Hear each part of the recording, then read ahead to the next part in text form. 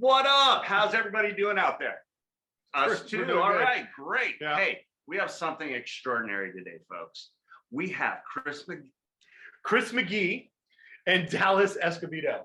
I can't talk today, obviously, because I'm fangirling big time. Yeah, and we're just going to leave it there because Fangirling Chris too. yeah, why not? Guy's awesome.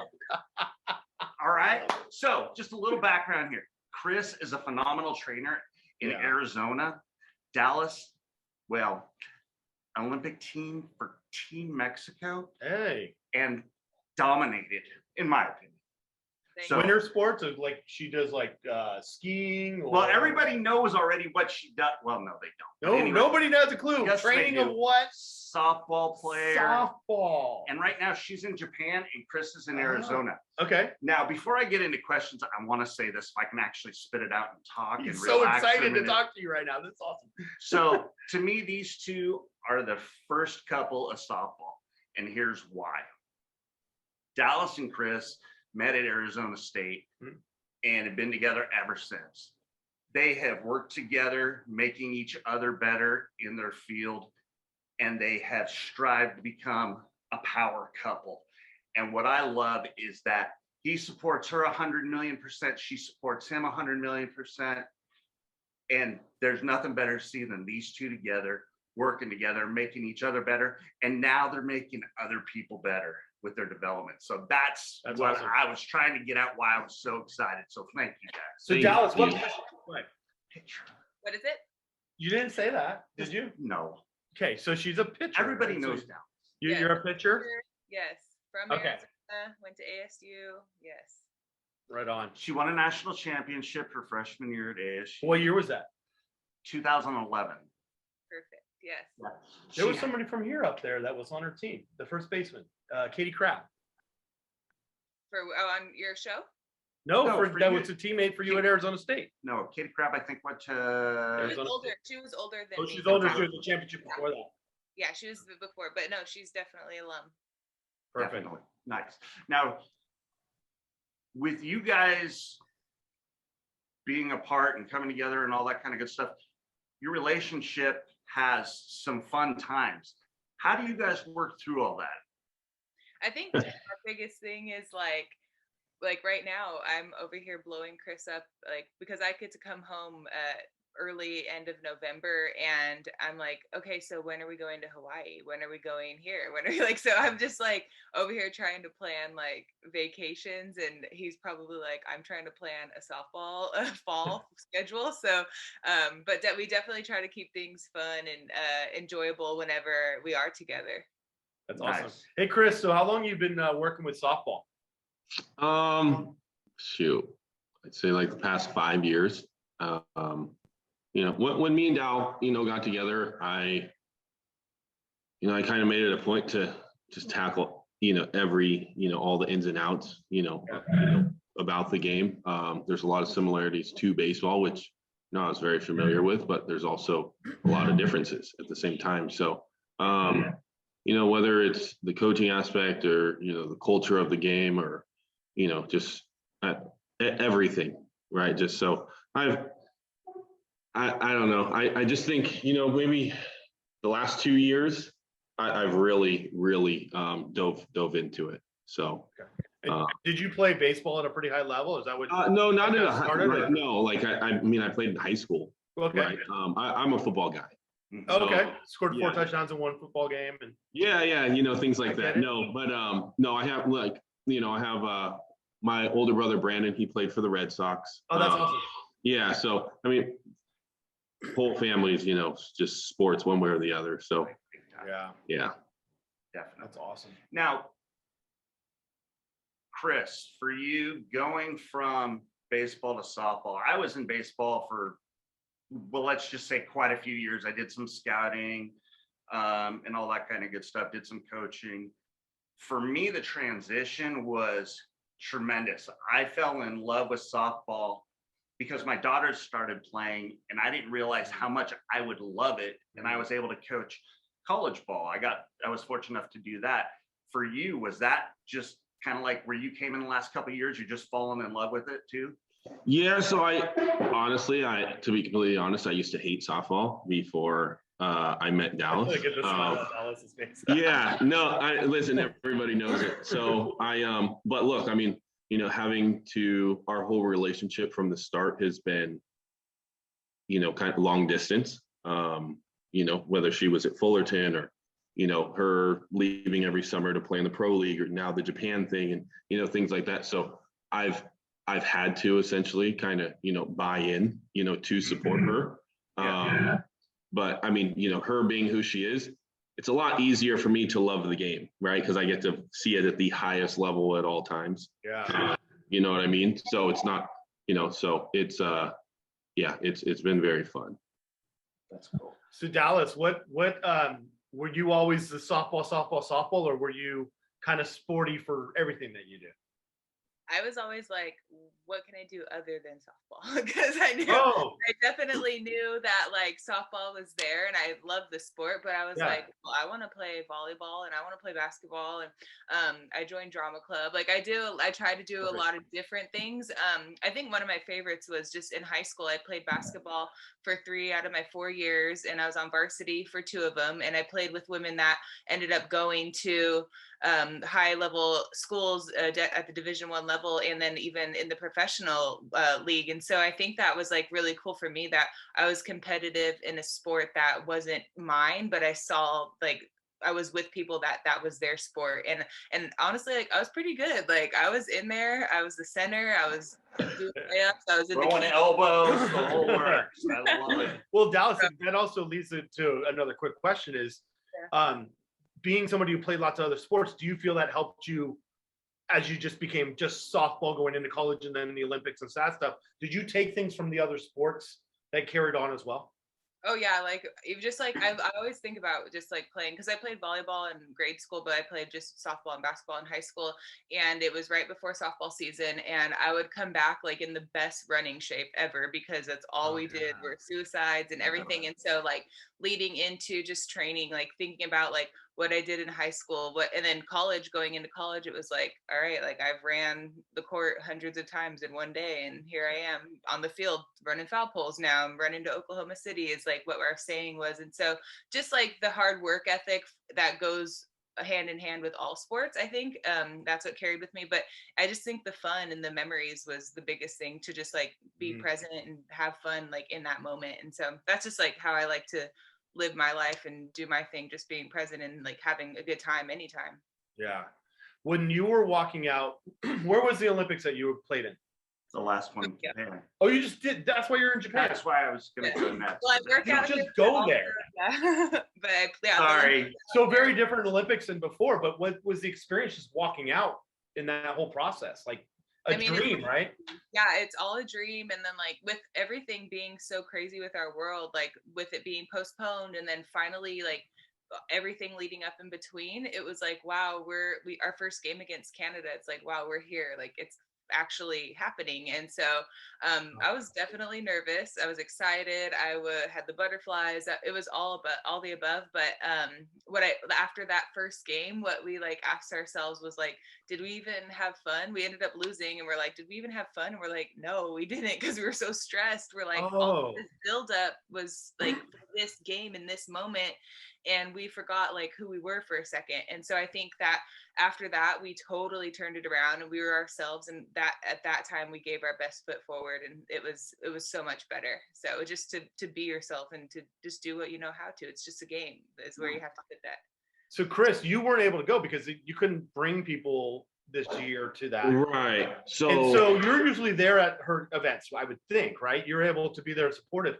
How did you try to keep that support for her while she was over there playing, as opposed to what you would normally do?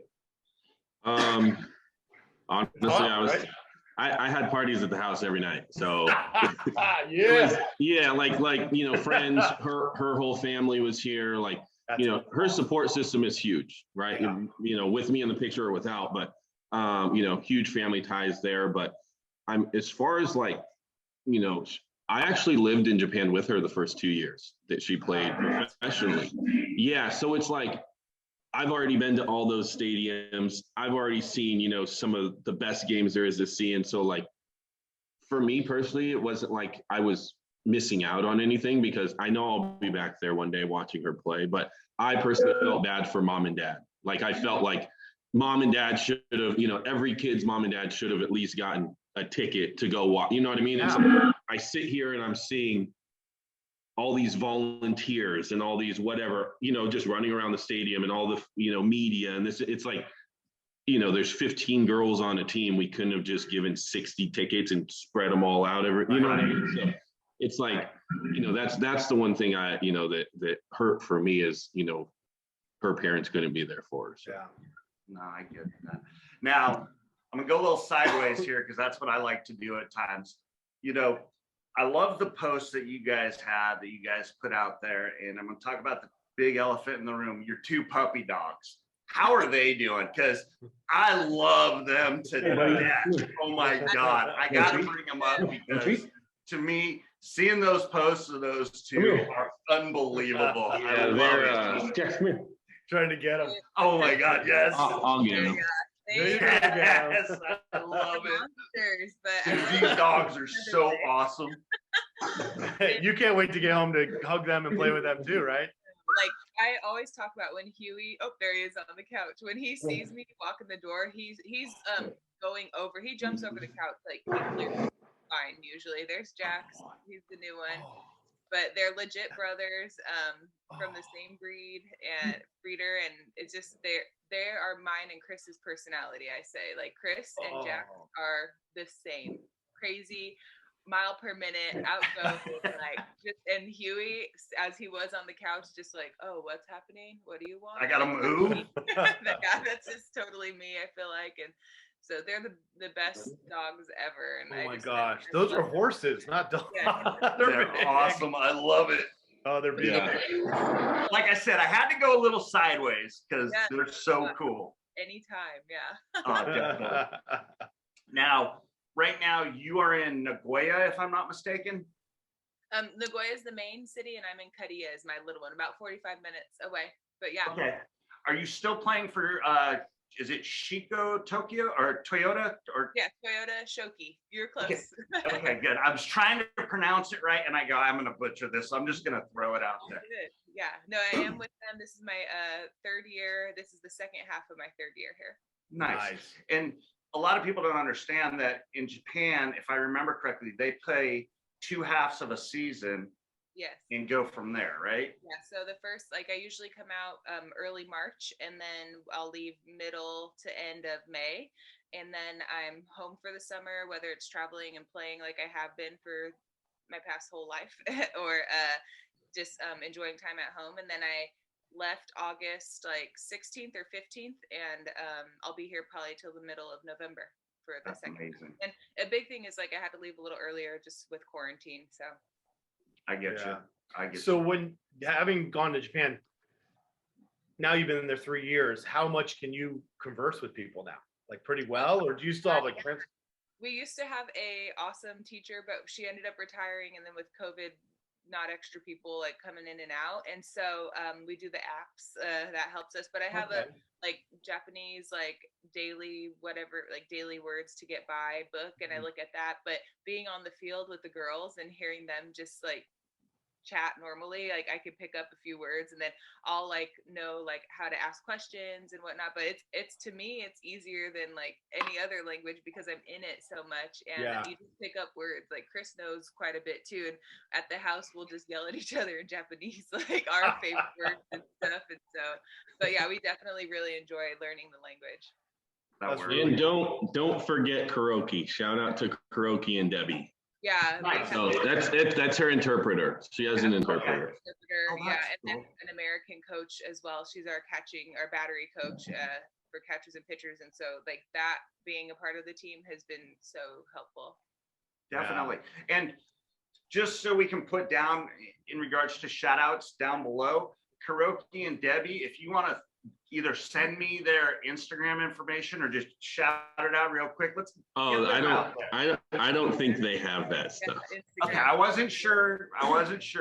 No, I'll at least send you the spelling. So yeah. There we go. Thank you. We appreciate it. Definitely. They need to be credited. Now, is there anybody else, since we're talking shout outs, anybody else you guys want to go ahead and give a shout out to? I mean, usually I shout out my husband, but he's here. Yeah. That's right. That's a plus. There you go. Yeah. Yeah. So we're good. All right. You know what I want to ask is the sportsmanship between the other teams in the Olympics, the different countries, right? The reactions with the other teams, was there a lot of like you said, the first game was like against Canada.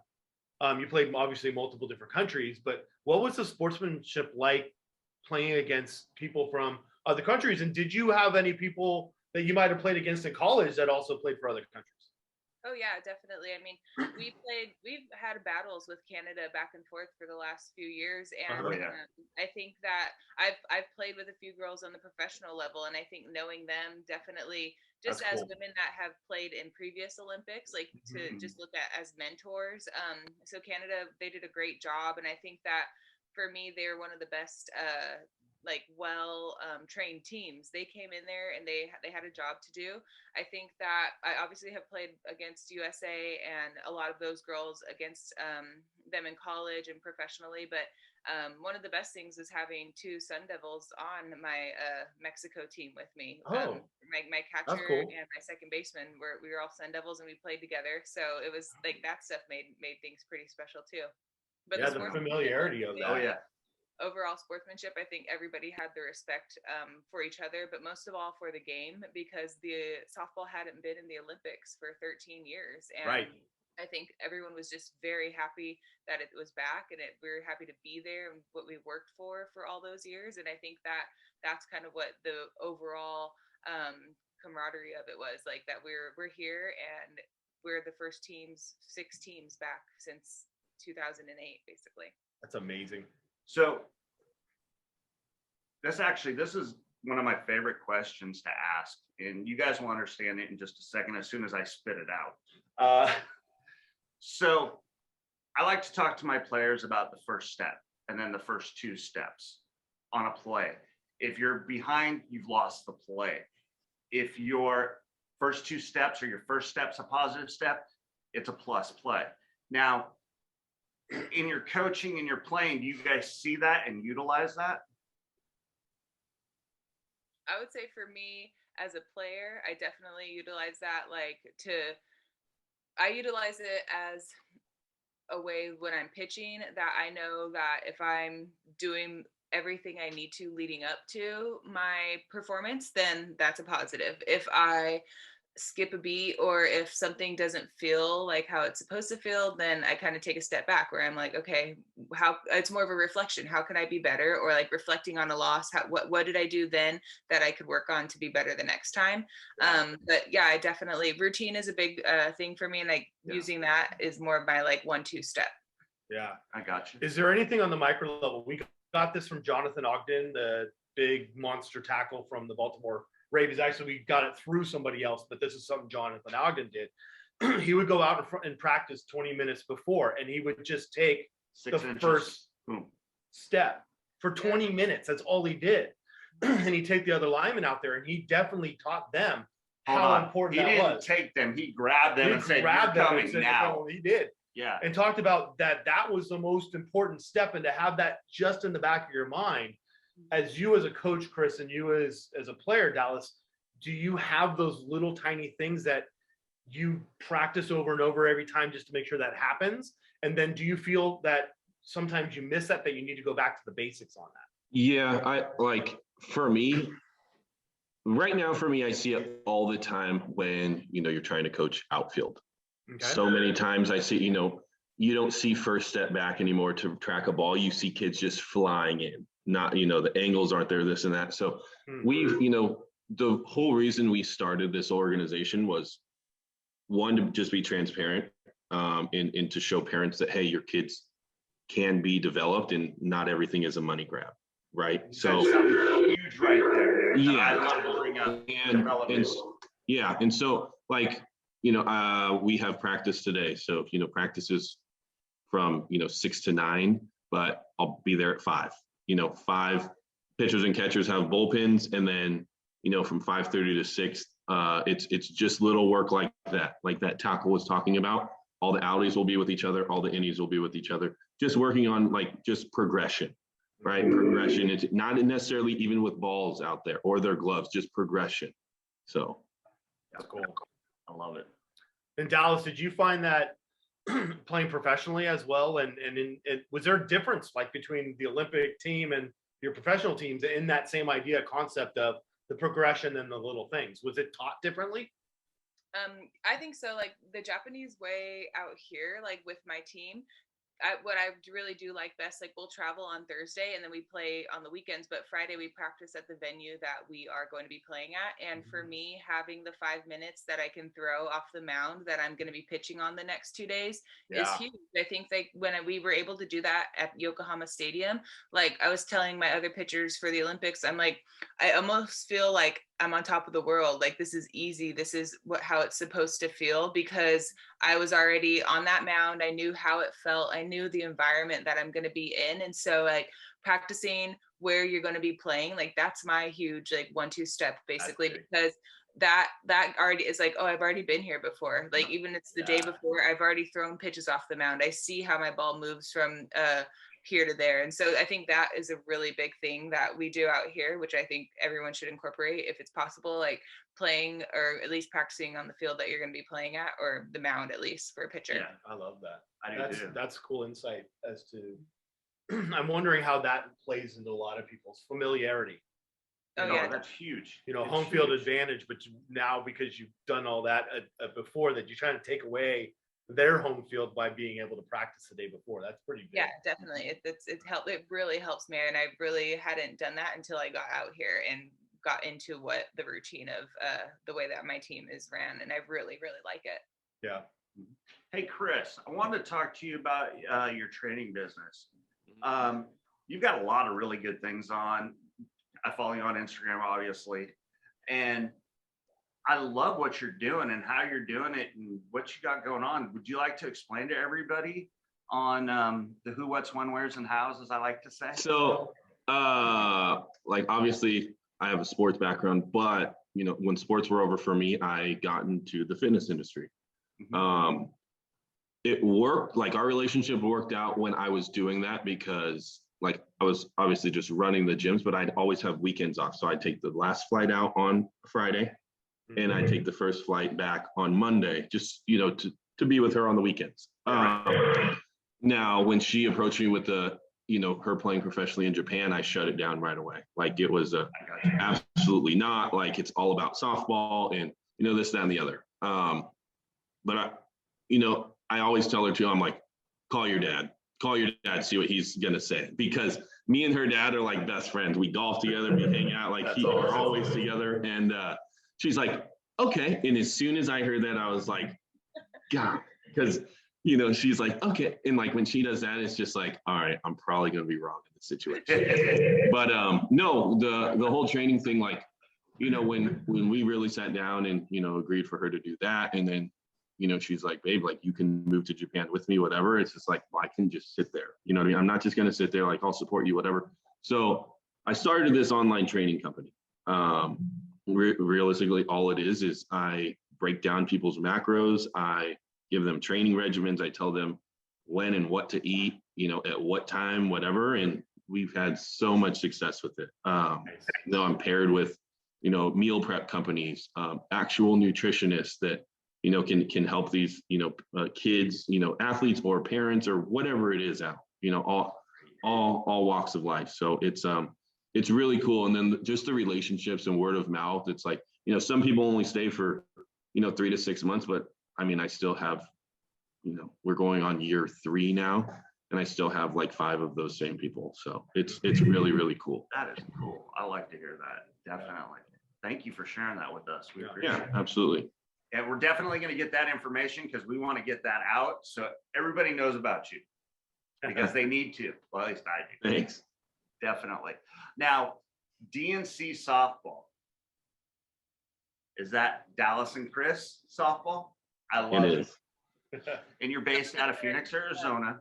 Just so everybody that wants to be developed or their young child be developed in the right way, in my opinion, you definitely need to go see Chris and Dallas because they will definitely help you out. Yeah.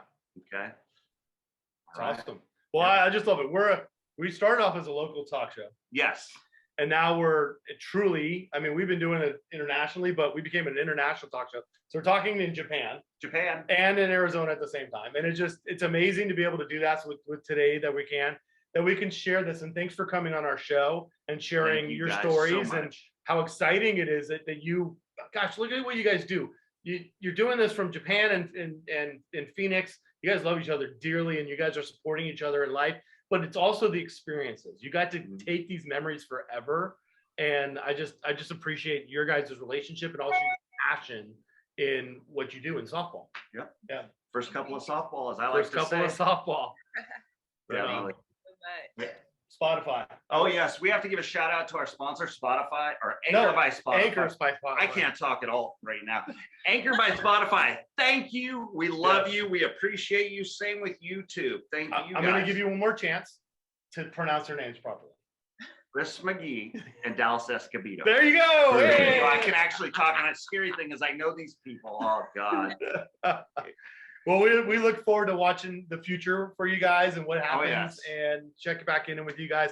I just appreciate it. I don't know you, but I just appreciate you guys coming on the show. You guys are really wonderful. And I know Chris was really excited about this to be able to talk to you guys. Gentlemen. Yeah. Right on. Thanks for having us. Yes. Appreciate it. What up? What And up, we'll talk to everybody? you guys all soon. All right. Thanks, guys. Chris, Dallas, thank you guys. Love you. Yeah, you're welcome. Thank you.